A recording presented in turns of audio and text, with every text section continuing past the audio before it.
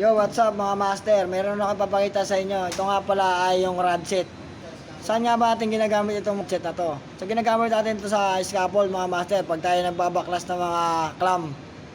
Katulad nito mga master. Ito yung clamp. Papakita ko sa inyo kung paano ito ginagamit. So ganito lang yan mga master. Ito, dalawang klase itong size ng ating rod set. Ito ay number 17. Itong kabila ay size 19. Kapag malaki yung tornilyo natin, meron kasing size 19 na ganito.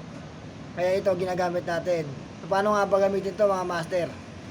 Dalawa ang lock nito mga master. Ito, yung pahigpit. At pag ito pinindot mo naman sa kabila, flat saka paluwag. Clockwise naman niya mga master, ang ikot niyan. Papaluwagan natin to. Ito rin yung papaluwagan natin. Kasi mahigpit ito eh. So, gagamitan lang natin yan itong 17. Siyempre itong size 17. Pasok lang natin yan. Tapos, tingnan natin kung luluwag. Tingnan natin kung luluwag itong tornilyo. Pasok natin ng ganyan. Tapos, luwagan lang natin. Yun mga master. Yun.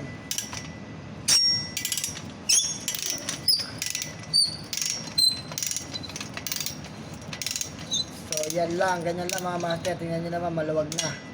Puti lang natin, oh. Ayan. Master, luwag na.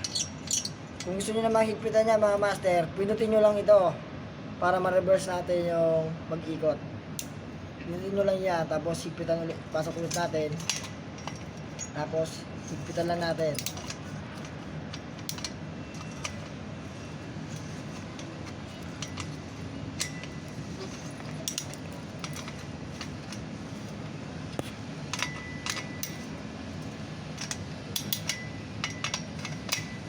Yun, ganyan lang mga master.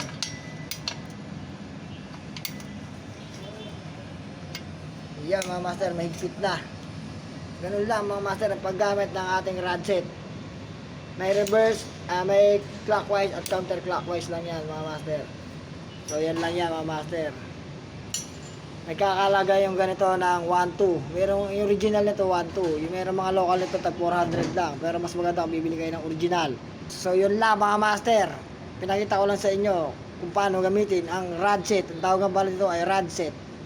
Thank you!